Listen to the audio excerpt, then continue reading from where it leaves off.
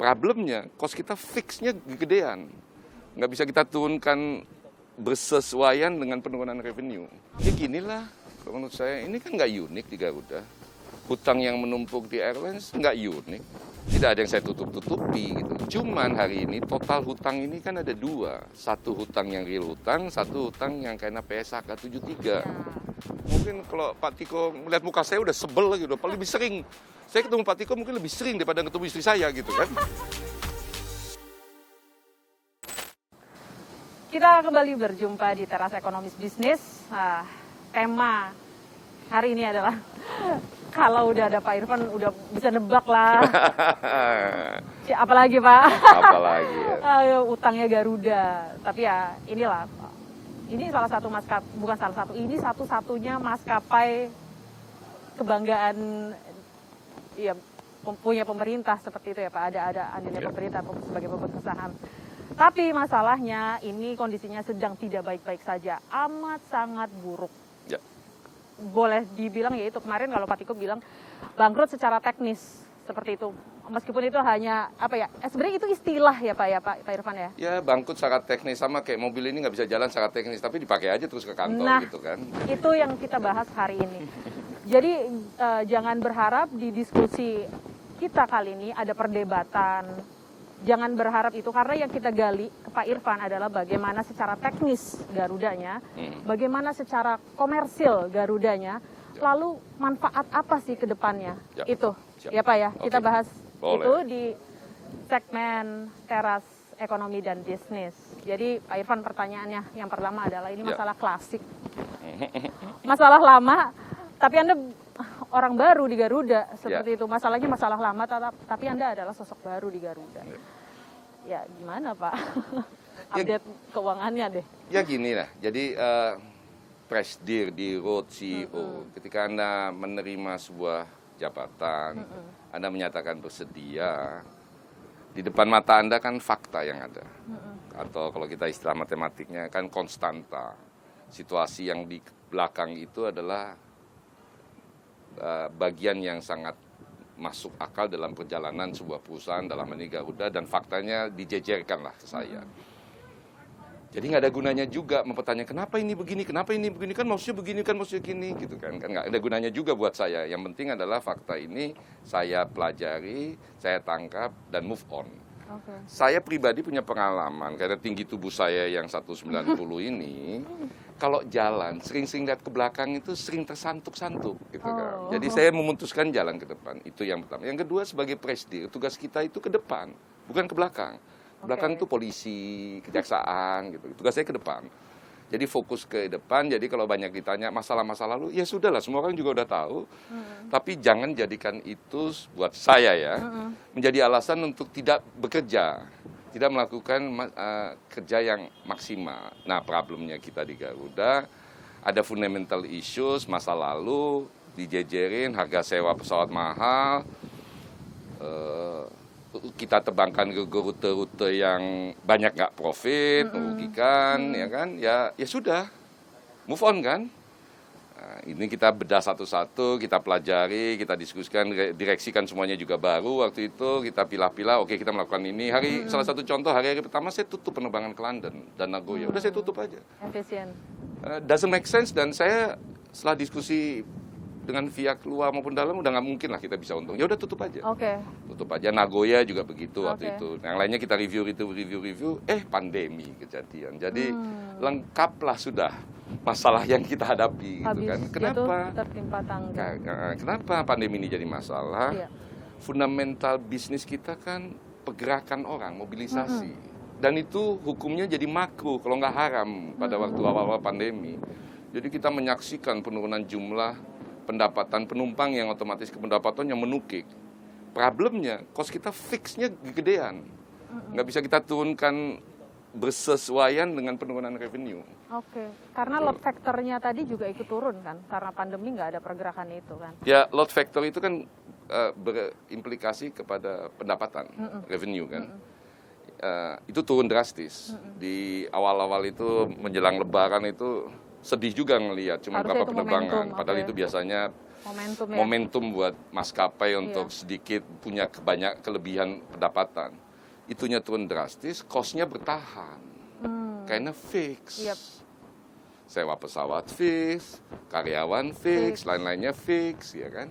Itu yang bikin defisit dan bikin babak belur memang. Tapi kita melakukan banyak aksi, pensiun dini kita tawarkan tahun lalu, penutupan beberapa rute, negosiasi sama lessor kita lakukan, dan kita udah saving lebih dari 2 triliun per tahun loh tahun lalu. Efisiensinya 2 triliun per tahun. Betul. Dengan sebuah asumsi, mudah-mudahan pandemi nggak lama-lama. Ternyata lama. Ternyata berkepanjangan. Kenapa saya katakan nggak lama-lama? Waktu bulan Desember tuh jumlah penumpang kita udah hampir sudah 50% dari jumlah penumpang sebelum pandemi. Kan optimis ngeliatnya kan? Januari jeblok. Ini harus aku percepat nih Pak, udah cuacanya nih Pak. Gini Pak, singkatnya adalah banyak lessor akhirnya narik pesawat Garuda kan, dari 120-an tinggal 40-an. 140-an. Ya, dari 120-an menjadi 40. 140 jadi 50 lah. Iya kan, berarti berkurangnya drastis banget. Gimana Anda yakin bahwa Garuda bisa dapat revenue sedangkan pesawatnya nggak ada? Nah, penurunan jumlah pesawat karena banyak ditarik, di grounded sama para lessor karena kita udah lama nggak bayar, itu kan keputusan bisnis yang sangat rasional. Kita menghargai walaupun kita terus-menerus melobi dan bernegosiasi. Dari jumlah pesawat yang kita miliki, ya kita terbangkan ke rute-rute yang profitable. Kemudian rute-rute yang kita punya kewajiban menjaga konektivitas, kita pertahankan, tapi frekuensinya kita dropkan menjadi sekali seminggu gitu kan. Tetapi di setiap rute, dari beberapa bulan yang lalu kita menegaskan ini harus untung. Padahal penumpang nggak ada yang naik kan. Kan antigen, PCR, PPKM, segala macam. Kami nggak menyalahkan siapa-siapa. Buat Garuda itu kesehatan masyarakat nomor 1. Karena kalau masyarakat sehat, mulai naik pesawat kan. Anda nggak pernah dengar kan, Irfan itu komplain mengenai aturan yang berubah-ubah. Enggak, saya sangat paham dan sangat mendukung. Terus gimana kita mendapatkan revenue? Kargonya kita maksimalkan, dan sekarang kita terbang ke Amsterdam seminggu sekali, isi kargonya 35 ton, padahal zaman dulu sebelum pandemi paling berapa ton aja. Penumpang isi 50 kita tersenyum. Yang penting profitable. Profitable itu kan dari penumpang sama dari kargo kan, dan dari menekan cost. Ya artinya kan sebenarnya gini, kalau saya ini ya Pak simpulkan, kalau keliru saya tolong dibenarkan. Artinya tugas Anda di Garuda sekarang ya itu, saya pikir menjadi lebih ringan untuk membuat Garuda terbang, karena ini kalau di masa lalu berarti benar dong bisnisnya Garuda tidak efisien karena banyak melayani rute-rute yang atas permintaan gelap. Sekarang adalah momentumnya bagi Anda membuat Garuda terbang, karena Anda memimpin Garuda sebagai seorang bisnismen, profit atau cut loss, seperti itu kan? Dan kita punya alat produksi kan terbatas, kita harus mampu memanipulasi sedemikian rupa. Contohnya misalnya, kita punya 737 pesawat yang narrow body yang kecil itu, kita terbangkan ke Bali terus-menerus selama ini. Jumlahnya mengecil, padahal kita mesti layani Palembang, Pontianak, Palangkaraya, Semarang gitu kan. Kami memutuskan, ya udah kalau gitu yang ke Bali pakai pesawat besar. Ya kan? Ternyata penumpang seneng, saya tahu udah pasti seneng lah, isiannya banyak gitu kan. Dan itu profitable buat kita. Jadi Anda memang jangan selalu sebagai BUMN itu jangan selalu cari-cari alasan lah, ini kerjain aja. Dan bisa kok, dan memang saya terus menerus sampai hari ini juga dapat terang, kenapa nggak terbang ini, bisa nggak terbang malam? Nggak bisa. Ya memang nggak bisa, tapi kan kita jelaskan kenapa nggak bisa Pak, pesawatnya nggak cukup Pak, ini nggak menguntungkan, mohon maaf. Tapi saya juga tahu mohon maaf Pak, either Bapak pakai yang lain atau jalan darat gitu kan, atau Bapak nggak usah pergi lah, jangan-jangan nggak perlu amat pergi. Itu jadi, tetapi bukan ringan persoalannya, walaupun kita punya jenis pesawat sedikit, kewajiban hutang kita kan jalan terus. Jadi ini makanya kalau ada pemberitaan Garuda nambah hutang setiap bulan 1T gitu, ya karena pesawat yang kita sewa, yang kita tidak terbangkan, argonya kan jalan terus. Gitu. Sebenarnya ini Pak, ini agak colongan sedikit sih Pak di luar konteks keuangan ya. Kemarin tuh naik Garuda itu penuh sekali Pak. sebelum sebelum sepenuh itu ada tulisan because you are matter di belakangnya, tapi sekarang hilang tulisannya. Ayolah Pak ya, klarifikasi aja, apakah memang kesehatan kita menjadi nomor 2, yang penting load factor dulu kayak gitu? Gini. Gimana? Anda mesti tahu lah, pada waktu awal-awal kita terbang kan Garuda tuh yang ngotot sekali distancing. Dan ketika pemerintah mengizinkan, ketika maskapai lain kemudian tidak menerapkan distancing, Garuda tetap menerapkan distancing. Kenapa? Kenapa? Karena kita tahu waktu itu kegalauan masyarakat soal duduk berdampingan itu masih tinggi. Tapi kan kita juga harus mengakui dong, bahwa di dalam pesawat ada HEPA. Ya HEPA kan? filter. Dan selama ini nggak pernah ada kasus. Ada di dalam penelitian pesawat paling rendah dibanding 99,99. Ya. Cuman kan begini, kan kita nggak bisa bawa data itu ke para penumpang. Jadi memang berbulan-bulan kita minta penumpang membiasakan diri. Pelan-pelan juga kita gabung-gabungin itu. Dan kami juga menyampaikan, mohon maaf, kalau terus-terusan begini, berat juga buat Garuda. Yang kedua rasanya cukup fair dong, yang naik pesawat kan semuanya udah divaksin, semuanya antigen atau PCR ya. Dan surat-surat palsu boleh dibilang sangat minim sekarang. Waktu awal-awal tuh kenapa kami mempertahankan distancing? Karena kami tahu juga nih banyak surat-surat yang abal-abal gitu kan. Jadi kita jaga. Hari ini saya percaya sekali dengan seluruh stakeholder bahwa surat palsu itu boleh dibilang sangat minim, apalagi dengan Peduli Lindung udah. Alhamdulillah, gitu kan. Dahsyat loh, percaya diri sekali Pak Irfan. Percaya.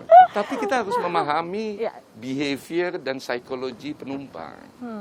Bahwa sampai hari ini masih ada yang marah, merasa gini-gini, saya mengerti, tapi mayoritas kan udah menerima. Apalagi ada vaksin juga. Kalau mau agak berjarak di bisnis kelas. Wah. Gitu. Kan selalu ada pilihan. Kan ada opsi gitu kan. Ya, tapi kan tidak semua penumpang. Tapi gini lah, dan kita mampu. maskapai pertama di Indonesia yang semua wakabinya sudah divaksin double. Jadi tolong percayalah bahwa soal kesehatan masyarakat ini sebagai alumni COVID, saya percaya sekali bahwa tanggung jawab kita sama-sama jaga itu. Oke Pak, jadi sekarang balik lagi nih masalah keuangan, cash flow Anda terbatas, dana ya berangkasnya bukan seret lagi gitu kan, wassalam kayak gitu. Bagaimana Anda bisa menjaga produktivitas karyawan dan operation excellent? Ada jaminan, karena gini Pak, ada beberapa penumpang yang tanya, ini pesawat kelamaan grounded, aman nggak nih gue terbang? Pertanyaan receh mungkin, tapi itu sangat penting. Dan saya berapa kali menyampaikan, kondisi keuangan kita apapun, begitu pesawat itu siap berangkat, kita memastikan standar yang kita miliki tetap kita jaga, malah kita tingkatkan. Berdasarkan banyak feedback dari masyarakat. Jadi soal pesawat jangan pernah khawatir, karena yang bisa terbang, yang boleh terbang itu hanyalah pesawat-pesawat yang memang memenuhi kriteria yang selama ini kita miliki. Bahwa di dalam beberapa kasus kita mengalami delay karena ada kerusakan kecil, kita adepin penumpang, mohon maaf ini. Dan yang menarik, masyarakat Indonesia dikasih tahu itu malah monggo diterusin, beresin dulu, saya tunggu aja gitu kan. Ada juga kejadian kita terbang ada masalah. Dan masalahnya sebenarnya buat orang awam kecil lah, tapi buat kita penerbangan itu kritikal. Jadi itu meter, speedometernya beda, yang kiri sama yang kanan, balik kita. Kita jelaskan, Pak ini segala macam, kita cari penyebabnya, kita perbaiki, habis itu kita terbang lagi. Jadi soal pesawat itu satu. Oke, sekarang soal karyawan. At the end of the day, kita kan satu keluarga. Artinya yang terimpact soal pandemi ini, kehidupan sehari-hari kan bukan mereka juga, saya juga kan. Ya kan? Gaji saya pun saya potong 50% gitu kan. Itu udah jadi headline loh. Well, Anda kan nggak bisa minta orang semua berkorban tapi diri Anda nggak gitu kan. Udah bahwa hari ini ada direksi yang bilang kapan bos balik, ya bagi kita balikin sama-sama. Tapi being part of them, dan saya ke lapangan, saya ke airport, saya ketemu semua orang, saya buka pintu, siapa yang mau ketemu nggak pernah kita larang sampai malam pun. Kalau mau lebih bebas saya bilang malam di atas jam 9 atau 7 pagi, ya kan.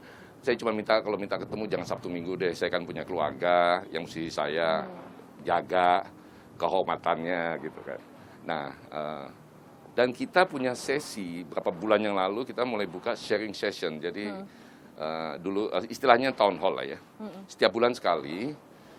Dan karena Vicon ya lebih banyak yang bisa hadir kan. Di situ saya sampaikan kondisi perusahaan, rencana kita ke depan, program-program yang apa yang kita miliki, dan tanya jawab bebas. Jadi semua ya walaupun tidak online ya disebut ini, saya baca satu-satu, saya jawab satu-satu. Sampai segitu? Ya, kan yang kena pandemi semua orang gitu kan. Dan mengajak semuanya, oke, sudah nggak usah mengeluh. Saya udah dari awal bilang, jangan nggak usah mengeluh, mari kita cari cara sebaik mungkin melewati ini. Dan banyak yang mengatakan gimana soal kepegawaian. Kami tawarkan pensiun dini. Oke. Pensiun dini itu Anda bersedia, kita monggo. Kesepakatan. Yang kedua kita tawarkan juga cuti di luar tanggungan. Monggo, ada yang mau. Dan sebagainya kita lakukan. Karena memang beban di karyawan ini berat. Dan yang terakhir, karena jumlah pesawat kita sedikit, jumlah pilot kita banyak. Setelah lewat berapa kali proses diskusi ini segala macam, buat karyawan lain kita potong gajinya, buat pilot kita rumahkan. Oke. Jadi bergantian bulan ini dirumahkan, bulan depannya kerja. Pada waktu dirumahkan tidak digaji. Dari sini Dan mayoritas semua mengerti kok. dinilai operasional Garudanya bagaimana ya terhadap Itu tetap karyawan? nomor satu. Safety operasional tetap nomor satu. Nggak ada Oke. kompromi itu. Oke, ini semoga bisa meyakinkan. Sekarang Belum yakin juga Anda. ya saya nggak tahu. Semoga penumpang itu yakin dengan maintenance yang artinya Yakin, tidak abai meskipun kemarin sempat grounded lama seperti itu. Waktu di grounded pun kita verifikasi. Nah, yang pesawat yang udah di grounded itu sebelum terbang itu ada proses. Jadi dinyalain ke solar lain, ribet lah. Oke. Ribet banget lah. Siap. Dan yang paling penting di Garuda ini ada unik tradisi atau Apa unique tuh? policy. Pilot itu bisa bilang saya nggak mau terbangin pesawat ini. Serius? Dan saya tidak bisa lakukan apa-apa. Percaya nggak gitu? Jadi kalau pilot kan dia punya sense, Oke. punya info, Iya. dia punya data ini. Kan di banyak case mungkin, alah ini apa sih? Nggak apa-apa lah terbang. Dia bilang enggak, dia nggak mau terbang dan dia nggak bisa disalahkan. Oh. Pernah sekali beberapa bulan yang lalu saya marah besar karena pesawatnya nggak terbang, kita mesti ganti dengan pesawat lain. Wipernya nggak nyala. Padahal mau terbang dari Jakarta ke Palembang, yang di sana kering kontang di jalan kayak gitu. Oke. Tapi pilotnya bilang nggak bisa Pak, ini standar. Oh, oke. Ya, saya nggak bisa apa-apa. Nggak bisa main-main juga ya Pak. Ya kadang-kadang Masalah. saya sampai bilang pakai B29 lah. Artinya buat saya sebagai orang bukan airlines ya dulunya gitu, nggak material menurut saya. Tapi buat mereka ini material. Kenapa bisa ini? Oh ya udah. Oke. Pertanyaan selanjutnya adalah ini menyangkut keyakinan investor di pasar saham. Pasti ini dinanti banget. Kita agak sedikit teknis nih Pak. Ya. Debt to service ratio. Ya, googling dulu tuh yang nggak ngerti debt to service ratio. Ini kan Garuda kan hancur banget ya Pak, debt to service ratio-nya. Tetapi utang di mana-mana. Bagaimana Anda meyakinkan kreditur tentang pengelolaan utang Anda yang mundur terus? Padahal debt to service ratio-nya juga buruk. Gimana Anda meyakinkan lessor deh? Ya ginilah, menurut saya ini kan nggak unik di Garuda. Hutang yang menumpuk di airlines nggak unik. Di semua airlines terjadi. Kenapa? Karena memang jumlah penerbangan berkurang habis. Bisnis ini bisnis yang berbasis margin single digit. Banyak fixed cost-nya. Ini sih maksud saya orang awam dengan mudah melihat ketika revenue turun drastis, cost nggak bisa diturunkan secara drastis dalam waktu yang cepat, rotasi tim numpuk utang kan. Jadi saya tidak ada yang saya tutup-tutupi gitu. Cuman hari ini total hutang ini kan ada dua. Satu hutang yang real hutang, satu hutang yang karena PSHK 73. Ya, teknis akuntansi juga itu. Ya, aturan akuntansi yang saya sebagai orang bukan akuntansi tapi hutang benernya 4 miliar, hutang dengan PSHK ini 9 miliar lebih, 9,7. Kenapa? Karena kewajiban sewa kita ke depan itu dihitung sebagai hutang. Ya sudah, akuntansi saya menghormati itu. Dan kita buka. Jadi kalau kemudian ada pihak yang merasa nggak yakin, nggak percaya, udah nih bakal ini, ya your call.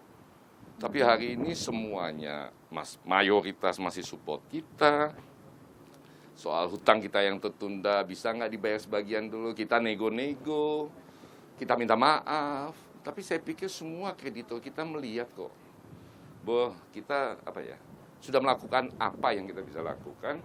Terus kan nggak melihat juga dirut dan direksinya berpesta pora mengambil ini kemudian yang ini. Oke. Ketika ada dana yang masuk karena traffic meningkat, Iya. pegawai kita utamakan, terus kemudian utang-utang kita Penyelesaian cicil. utang. Ya memang ada yang utang sama kita, utang 1 miliar, saya bilang saya bayar 100 judul juga. Oke. Oke. Dan mayoritas terutama yang di Indonesia kreditor tahu kok. Dan karena mereka mayoritas penumpang Garuda. Dan seperti tadi Anda bilang di awal, Garuda ini kan dicintai banyak orang. Karena Garuda ini nggak tahu adalah mungkin bagian dari hidup banyak orang Indonesia. Iya, mau nggak mau. Cuma masalahnya ya ini Pak, klasik banget dari dulu masalahnya utang kayak gitu. Pada waktu kita dalam proses sekarang ini melakukan restrukturisasi, kita sudah sampaikan kepada kreditor sebelum proposal, kita sampaikan bisnis plan kita setelah restrukturisasi. Di bisnis plan itu sangat jelas kita sebutin bahwa kalau restrukturisasi berhasil, bisnis plan ini menjamin Garuda untung. Karena nggak susah. Artinya yang Anda jual kepada kreditur adalah hope. Ya, dan nggak susah loh. Saya mau mengatakan bukan nggak susah. Domestik kita untung selama ini. Umroh haji kita untung selama ini. Ya. Yang bikin rugi apa sih? Pergi kemana-mana, kargo nggak diurusin. Ya oke lah. Artinya apa? Artinya untuk membuat Garuda untung itu bisa. Tapi kan gini Pak Irfan, kita kan harus realistis. Oke lah, itu adalah harapan. Ya, Tetapi saya yang menjual namanya, iya, tapi kan yang namanya harapan itu kan ya itu yang kita diskusikan di luar layar tadi, bahwa harapan ini tidak bisa masuk ke neraca keuangan. Ya, saya juga jarang-jarang lihat neraca kok. Dan soalnya apa kalau ngeprint di meja saya neraca, balance sheet, P&L gitu, saya suka garu-garu Pak. Kenapa warna merahnya cepet habis, yang hitam enggak? Merah semua laporan keuangannya Garuda. Tapi sudah nggak ada yang Oke, ngapain it's pula okay gitu lah, kan, ya ya oke kan? lah. Tapi Itu saya jawaban juga Anda. sangat percaya dalam hidup ini. Kita itu kan hidup because of hope, bukan because of fakta. Oke, kan? itu jawaban Benar kan? Anda. Cuman persoalannya adalah harapan yang saya jual, yang saya Realistis paparkan ini nggak masuk nih? akal nggak? Ya, Gitu itu kan. Dan sangat masuk akal, sangat masuk akal. Sangat masuk akal. Makanya beberapa pada waktu kita diskusi menyatakan kita support Garuda, walaupun kita belum taruh proposalnya. Apakah utangnya mau dibayar penuh, mau dipanjangin, atau Oke. di-haircut. Oke, tapi di antara lesor-lesor itu mana yang paling susah Pak? Ya, Yang ada satu dua selalu. Tapi kan akhirnya begini, Anda bicara sama lesor, kan Anda bicara sama manajemen. Manajemen to manajemen. Kan. Manajemen itu kan umurnya setahun-setahun. Yang sudah lalu gitu kan. Tapi saya diskusi kemarin waktu di Boston ketemu dengan 3 big lessor. Di kepalanya mereka dari diskusi kita, 95% isi diskusinya hari esok, bukan hari kemarin. Serius? Serius. Dan Mereka lessor- masih optimis maksudnya dengan Garuda? persoalan Garuda ini kan terjadi di seluruh dunia, dan mereka kan bukan pesawatnya ke Garuda aja. Oke. Mereka Artinya ke mereka melihat permasalahan airlines yang lain juga, sama. Oh, matang juga Sami-sami jadi lesor ya. juga, gitu kan. Iya, matang juga jadi lesor ya. Oh iya, Semua bisnis. Oh iya, pasti. Tapi kan balik lagi sebagai manajemen, yang kita lihat ke depan. Oke lah, yang belakang kita beresin. Kita berantem beresin. Tapi ketika dia melihat di depan itu clear, makanya perlu saya berhadapan-hadapan dengan orang. Dengan gaya kepercayaan diri saya yang begitu besar, mestinya mereka juga jadi Sangat percaya. terlihat. Mestinya mereka juga sangat percaya gitu kan. Oke. Gitu. Lanjut Pak Irfan. Jadi pertanyaan selanjutnya adalah kemarin pernyataannya Pak Presiden. Ini mungkin jadi telinga jadi panas sih ya, kalau ada di Garuda. Kalau saya karyawan Garuda juga pernyataan Pak Presiden bikin saya mikir nih, masa depan saya gimana kalau saya stay di Garuda. Ya udah, ngapain mempertahankan BUMN rugi gitu. Seperti Garuda. Iya. Pak Presiden nggak ngomong kan Garuda? Ya, tapi kan Garuda BUMN juga, dan ini sebenarnya pertanyaannya basic lagi. Pak Irfan kan dari dulu kan ya orang bisnis, orang lapangan. Kalau berbisnis itu ya udah profit atau cut loss kan. Anda kenapa mau di perusahaan bermasalah kayak gini? Kan waktu itu belum bermasalah-masalah amat gitu kan. Tapi gini soal Pak Presiden gitu. Ya, pernyataannya Pak Saya Presiden. ini pengagum Pak Jokowi ya. Saya pengagum Pak Jokowi. Saya tahu persis Pak Jokowi kan orang Solo. Saya nggak ngerti kenapa semua teman-teman itu menangkap Message-nya, apa yang tersurat. Oke. Jadi buat saya pada waktu teman-teman banyak yang nanya, karyawan juga, Pak, nih gimana? Gue bilang, tunggu. Dirut Anda sedang melakukan sesuatu. Dan Pak Presiden lagi heboh ini semuanya, naik pesawat Garuda dalam perjalanan ke Eropa. Anda mengantarnya. Dan saya mengantar. Terus, perlukah saya ngomong sesuatu? Perlukah Pak Presiden ngomong sesuatu? Nggak perlu. Kan? Oke, itu Gitu. klarifikasi ya, bentuk klarifikasi. Ginilah, kita kan bangsa yang memahami simbol-simbol. Pak Presiden orang Solo yang sering mengeluarkan statement, tapi lebih sering lagi menyampaikan pesan-pesan itu lewat cara-cara lain. Dan dengan beliau naik, dengan beliau menikmati, beliau mengapresiasi penerbangan itu, berterima kasih kepada semua yang melayani beliau, puas, dan sampai ketemu berapa bulan lagi. Artinya apa? Sudahlah. Menarik sih. Ya udah itu jawabannya Pak Irfan. Ternyata Dan begitu ngeliat nggak itu saya, masalah. orang nanya itu, jawaban saya, lihat fotonya, lihat videonya. Ya kan? Ya ini kalau misalnya arahnya ke sana, memang menurut saya juga ini menyangkut isu kepercayaan pasar juga kan Pak. Ya kan, Garuda perusahaan publik, di belakangnya ada pemerintah. Kalau dibiarkan tanpa effort, istilahnya dibiarkan, ya maaf ya Pak, mati tanpa effort, ya ini persepsi juga kan, akan mempengaruhi persepsi ke perusahaan publik lainnya. Cuman kan banyak orang menganggap effort itu dengan satu cara. Effort kan bisa banyak cara. Satu-satu cara, blok taruh duit gitu kan. Bail out gitu loh segala macam. Nah itu dia Pak, ini kan Garuda nggak bisa, jadi Garuda kan nggak bisa mengandalkan dana pemerintah untuk operasional. Bukan nggak bisa, ada banyak tata cara karena kita perusahaan publik. Begitu kita misalnya di PNM kan, yang lainnya kan terdilusi. Kita kan juga mesti menghargai gitu kan. Apakah ada cara-cara yang lain? Tapi kan nggak itu satu-satunya cara. Dan kalau Anda tanya pemerintah nggak, saya ketemu banyak pejabat gitu kan. Udahlah. Persoalannya memang situasi saat ini sebagai pemerintah. Kan banyak persoalan lain. Banyak isu lain yang mesti dibahas. Tapi sebagai pemegang saham, mereka melakukan apa yang memang harus dilakukan. Anda boleh tanya Pak Tiko, Pak Erik. Mungkin kalau Pak Tiko melihat muka saya udah sebel gitu. Kalau lebih sering, saya ketemu Pak Tiko mungkin lebih sering daripada ketemu istri saya gitu kan. Itu anekdot saya mau mengatakan, kan nggak mungkin seorang wamen yang bersedia bertemu sama saya sesering itu kalau nggak menunjukkan ada perhatian gitu kan. Caranya tinggal kita memang mesti pikirkan yang paling pas, paling elegan dan memuaskan semua pihak. Tapi kan ini Pak Irfan, kalau kita ngomongin masalah Garuda ya,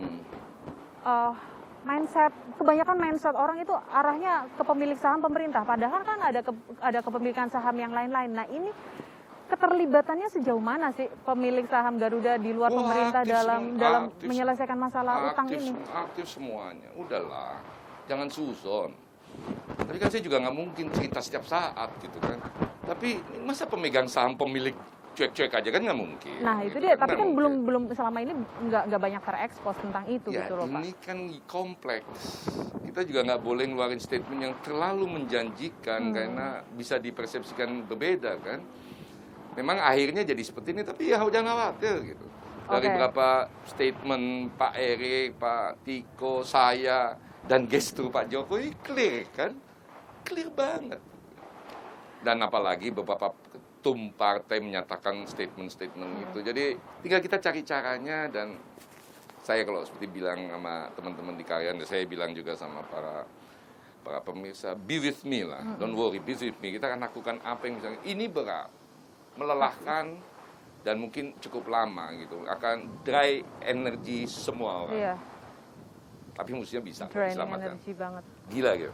Tapi pasti bisa diselamatkan. Oke, baik. Dan mudah-mudahan Garuda ke depan tetap menjadi sebuah Garuda yang membanggakan, national flag carrier, dan nggak bikin masalah lagi. Ya, kita tunggu.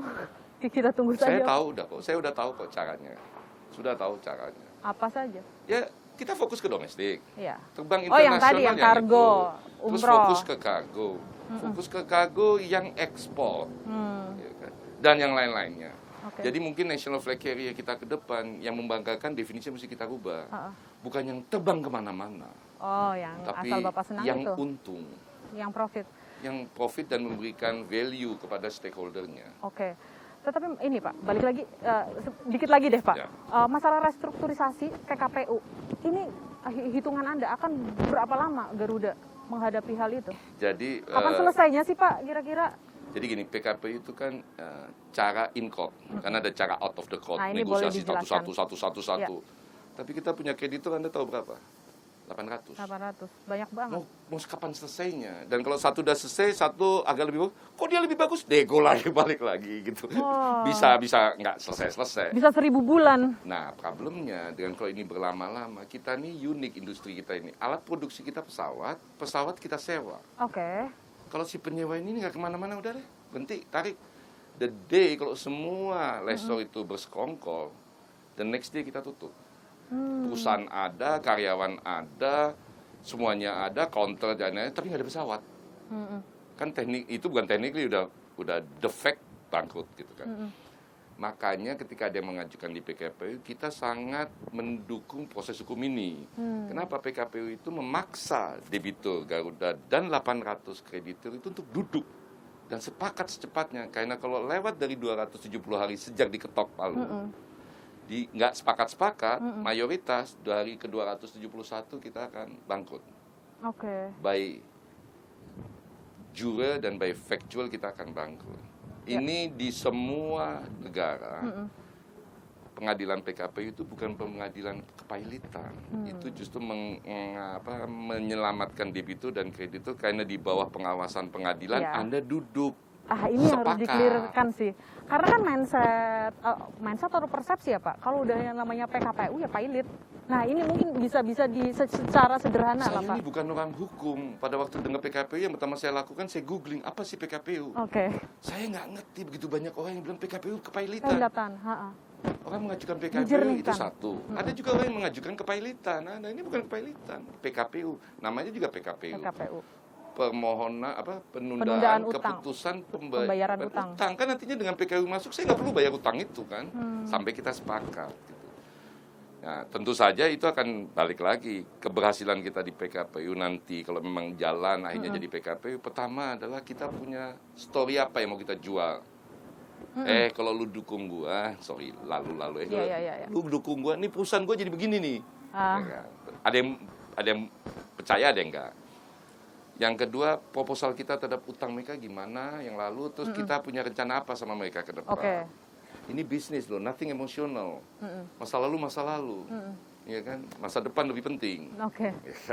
Jadi kita mesti punya juga solusi soal masa depan, bukan cuma masa lalu aja. Dan saya dan tim udah banyak bicara dengan ini, mayoritas setuju. Walaupun belum melihat proposalnya ya. Nanti mudah-mudahan begitu lihat proposalnya mereka juga setuju. Tapi ini berat. Ini nggak mudah. Mayoritas dari kita nggak pernah jalanin ini. Jadi energi kita 150% mestinya ke situ. Selain menjaga operasional. Jadi kalau ada gangguan komentar-komentar ini ya senyum aja lah. Kita kerja aja. Karena ini lebih penting. Ya udah. Orang mau ngomong apa, ini lebih penting buat saya. Permasalahan utang, restrukturisasi, nego dengan lessor sudah dijawab. Selanjutnya adalah proyeksinya IATA. Bisnis penerbangan akan pulih di masa sebelum pandemi baru di tahun 2024. Apakah nafas Garuda bisa sepanjang itu? Karena Bapak udah baca banyak berita lah, nafas Garuda tinggal 3 bulan lagi sampai Desember, sampai kapan lagi? Dari dulu 3 bulan terus. Nah, tapi ini 2024 nyampe nggak Pak nafas Garuda, Pak? 2024 itu bisa kembali recovery 100% seperti 2019 sebelum pandemi untuk internasional. Untuk domestik 2023. Dan tahun lalu, Desember tahun lalu, itu kita sebenarnya udah 50% domestiknya. Kesimpulannya, nafas panjang. Apalagi domestik kita dicintai banyak orang, rute kita menguntungkan, penuh, kargo kita penuh. Domestiknya tetapi masih ini ya Pak, berarti antar kota ya, karena ini begini Pak, ini hubungannya sama infrastruktur di darat sih, yang di Jawa itu. Infrastruktur di darat itu kan dibangun begitu masifnya sama pemerintah. Apakah ini juga bukan challenge, harusnya ini challenge juga dong buat Garuda. Garuda bisa nggak terbang ke Jogja, Garuda nggak terbang ke Semarang, nggak terbang ke Surabaya, karena saya naik kereta juga lebih cepat kayak gitu loh Pak. Lebih murah lagi. Gimana? Tapi kan nggak bisa foto-foto di airport kan. Aduh. Tapi ya itulah tapi ya. Gini. Pada waktu pemerintah melakukan itu sebenarnya apa sih dibalik ini semua? Memberi pilihan kepada publik terhadap moda apa yang Anda mau pilih menuju satu tempat. Ya, saya nggak menganggap itu tantangan, itu saya justru menganggap sebuah keberkahan kan itu. Artinya kalau Anda merasa lebih murah, lebih naik kereta, ya naik kereta aja. Kenapa? Kalau penerbangan kita ke Jogja tadinya 10 kali, karena banyak yang ya kita sekali aja gitu. Saya bisa terbangin ke Palangkaraya, ke tempat-tempat yang lain yang lebih membutuhkan gitu kan. Jadi ini plus minus saja, nggak ada masalah. Dan memang saya sih senang-senang aja, malah bahagia bahwa kemudian sebagai publik Anda punya pilihan. Kan saya jadi dirut juga nggak lama-lama amat. Tapi ini kan juga jadi publik juga kan. Ini apa kabar nanti kalau Pak Irfan udah selesai jadi dirut? Loh enggak, yang saya mau maksud itu adalah tolong dong lihat ini dari perspektif yang lebih luas. Jangan Garuda tok yang dilihatin. Contohnya kerjasama kita sama Emirates. Banyak orang internal dan orang eksternal yang ngerti begini-begini maki-maki saya. Saya sih senyum-senyum aja. Saya kasih penjelasan. Kalau Emirates terbang dari Dubai ke Denpasar, kan bawa orang Eropa. Berapa sih dia bayar tiketnya? $1.000 kan ekonomi pulang pergi, ya kan? Ya. Tapi mudah-mudahan di Bali dia ngabisin $20.000. Oke. Apa artinya? Garuda mungkin nggak dapat apa-apa, tapi kan dapat 20.000 kan. Dan kalau udah di Bali seminggu kan kita bisa colek-colek. Mau ke Labuan Bajo? Mau ke Raja Ampat? Ada Garuda. Gitu strateginya. Kan. Atau kita dari awal, kita udah bicara sama Emirates, jadi mungkin bawalah dari mana Eropa ke Dubai, Dubai ke Bali, 5 hari kita bawa ke Raja Ampat. Dunia ini kan sudahlah, jangan ngelihat diri sendiri gitu kan. Kalau Bali hidup lagi kan juga enak ya kan. Raja Ampat hidup lagi, Labuan Bajo, Lombok hidup lagi. Baik. Itu ngeliatnya ya. Siap. Ini secara keilmuan tentang strategi finance dan benefitnya sudah kita bahas. Cuma satu lagi Pak, saya terakhir ini baca titipan dari netizen. Pak, di dunia maya juga beredar logo baru Garuda Indonesia. Hoax. Logo tersebut burung Garuda, tapi warnanya tidak biru lagi. Apakah ini memang Garuda akan diganti oleh pelita? Ini netizen Pak yang nanya. Tolonglah dijawab. Lalu waktu itu kita ada logo Garuda diganti BTS. Nggak apa-apa juga. Nih Jimin. Jadi nggak apa-apa, nggak masalah. Itu nggak ada. Tadi kan saya sudah jelaskan, pelita ini adalah dipersiapkan kalau ada terjadi sesuatu dengan Garuda yang kita hari ini cukup optimis sih. Tapi kan ada aja kemungkinan. Ya nggak apa-apa, itu skemanya pemerintah toh. Dan pemerintah kan punya kewajiban. Kalau nggak ada Garuda nanti yang mau pergi ke sini nggak ada, pelita lah disiapkan. Gitu. Skemanya seperti jadi, itu ya. mempertahankan Garuda ini kewajiban pemerintah sebagai pemegang saham dan gila-gilaan. Tapi sebagai pemerintah kan dia punya kewajiban memastikan konektivitas nggak putus. Lalu Pak, apa kabar Citylink? Apakah juga terlilit utang yang sama dengan Garuda? Apakah juga harus nego-nego dengan lessor? Apakah Citylink juga penerbangannya akan dikurangin seperti rute-rute Garuda? Ini pertanyaan terakhir dari netizen yang mungkin sering naik Garuda. Citylink pada dasarnya sih seperti airlines yang lain, tapi magnitude-nya nggak terlalu besar. Dan karena market ini anak usahanya Garuda. Karena market kita di Indonesia lebih banyak LCC, kita serve, dan dari waktu-waktu ke waktu kita lagi mau lihat untuk lebih kembangkan Citylink. Kenapa? Karena mereka memang lebih bisa menghadapi kompetisi ini. Karena cost structure mereka lebih rendah, walaupun tetap negosiasi dengan lessor tetap berlangsung, tetap ada utang, tapi magnitude-nya nggak sebesar Garuda. Terjawab ya. Semoga terjawab. Tetapi ya sudah lah ya, ini masalah Garuda kan kalau misalnya harus diselesaikan secara gini. Gimana? Percayakan soal restrukturisasi dan bikin Garuda sehat ini ke saya, tim, dan juga ke pemegang saham. Kalau saya boleh minta dukungan dari teman-teman, Termasuk? terbanglah Garuda. Oke. Yang kedua, kita ada promo menarik. Waduh, Ya. colongan promonya. Colongan, yaitu bawa oleh-oleh kalau pulang yang banyak. Kenapa? Ini yang kita lagi mau bangun Garuda sekarang. Iya, nggak apa-apa. Garuda itu mesti punya arti kehadirannya. Jadi kita turunin sekarang excess baggage. Jadi kalau Anda overweight kan dulu mahal. Kita drop sampai 80%. 15 ribuan. Jadi kalau ke Jogja, jangan bawa satu kendi Yujum. Bawalah Bawalah 20. di YouTube. Tapi Masukin bawa kargo dan enggak. Ini saya ingat banget Pak. Ini message-nya Pak William Wongso, kenal kan ya, tokoh kuliner. Mega please tolong kalau ketemu dengan perusahaan maskapai, please just spicy the Indonesia, spicy the world juga deh. Jadi intinya tolong dong Garuda jualan bumbu khas Indonesia dong di pesawat, katanya kita nggak akan kayak jualan, gitu. kita nggak akan jualan. Apa dong? Tapi kita akan kirim message, ini loh the spicy of Oh, Indonesia. ya nggak masalah. Yang penting Garuda Kalau Anda menangkap dari itu. Amsterdam pulang ke Jakarta naik itu, Anda bisa cuma di situ, cuma di Garuda Anda bisa minta kecap, sambal, dan kerupuk. Om William. Anda mau Semoga ke ini tempat menjawab. lain, ke apa yang Fantastic Airlines gitu, Iya. kerupuk, what is it, kecap, Iya, dianggap iya, kita iya. orang Tapi itu kampung kan. menarik. Kita dianggap orang kampung kan. Tapi yang saya poin tadi itu dengan excess baggage, kita kan kalau bepergian selalu menjaga jangan sampai overweight kan. Ya, Sekarang overweight lah. please lah. Please, kayaknya saya udah murahin gila-gilaan di sebagian rute Udah 15 obral. Bukan apa-apa, Oke. karena kita lihat siapa yang dirugikan dengan harga mahal. Garuda ada barang lain yang masuk, Ya, ya. tapi yang masuk ini toko-toko di sekitar oleh-oleh. Kita kan bangsa yang bawa oleh-oleh. Iya, Iya kan? makanan. Dan mayoritas utama. makanan Iya, kan. mayoritas. Saya kalau ke Jogja bawa satu Konsumtif. kendi, kalau ke Iya. Medan bawa satu Ya nggak dua masalah. kotak pika Ambon. Nggak masalah, karena Bawalah ekonomi kita 30. juga basicnya dari konsumsi. Dan kita bantu mereka. Kak. Iya. Saya sudah minta makanya. teman-teman di Bali, tolonglah ke Krisna ngasih ngomong, mereka disiapin boxnya yang ini segala macam, dan paling berapa lah. Oke. Dan Anda akan membahagiakan tetangga-tetangga, keluarga dengan bawa oleh banyak gitu kan. Parah Pak Irfan. Ya kan kita, Ya udah, itulah oke. arti kita, orang yang punya kesempatan terbang memberi juga kebahagiaan kepada mereka yang tidak terbang, yaitu keluarga dan tetangga. Iya. Garuda berada di Jogja, di Surabaya, di Bali, kita juga mesti memberi arti kepada toko-toko oleh-oleh di sekitar sini. Iya, Itu itu sharing ekonomi. Ya kan, Pak? Yang Ya, teorinya saya nggak tahu, tapi Iya. kalau Garuda masih bisa terbang seperti hari ini, Heeh. menurut saya, karena dukungan teman-teman itu, ya kita mesti, Termasuk dukungan dari karyawan. termasuk dukungan dari internal. karyawan. Ya ada karyawan yang sedikit nakal, ya nggak apa-apa, perbedaan pendapat kan biasa. Iya. Tapi ya sudahlah ya. Biasa. Sangat perbedaan menjawab sih, Pak. Sangat menjawab. biasa. Cuman jangan personal.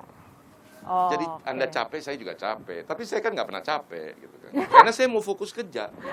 Pak Irfan ini orang nggak pernah capek. Iya. Kalau lesor galak juga lebih galak kayak gitu ya Pak prinsipnya.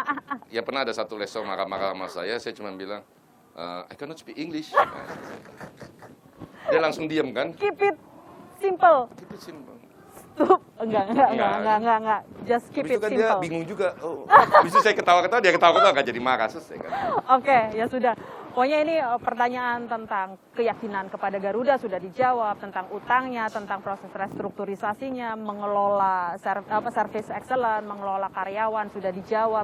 Bagaimana keraguan-keraguan penumpang juga sudah dijawab. Ini waktunya membiarkan Pak Irfan bekerja, biar kita enak ntar nyari beritanya. Udah deh, ini istirahat dulu kitanya, biar Pak Irfan bekerja. Kita tunggu loh Pak. Siap. Untuk ditunggu HL-nya, tetapi please bikinlah HL yang benar-benar jernih, yang benar-benar ya the real Garuda. Kalau misalnya bisa terbang lagi dengan menurunkan masalah-masalah di masa lalu seperti itu ya, Anda beritakan akan lihat saja. ke depan berita-berita dari Garuda dan Anda akan tersenyum. Ya kan? Itu udah pasti. Jadi Ya. industri penerbangan kan industri kebahagiaan. Kita tuh kan mesti menyebarkan kebahagiaan. Ya. Jadi Banyak orang yang kangen terbang.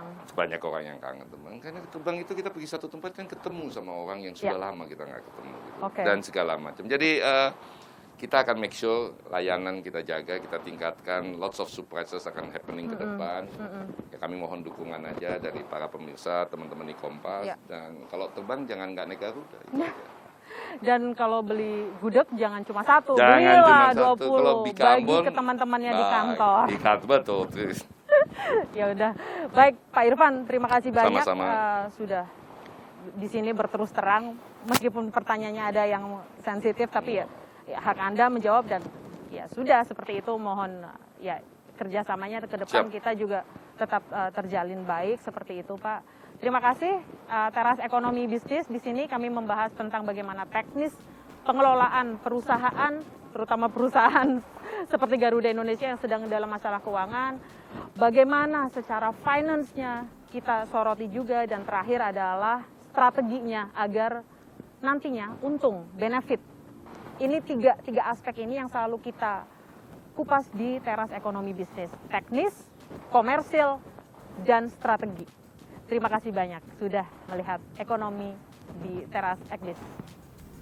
Terima kasih Pak Irfan. Terima kasih. Alhamdulillah.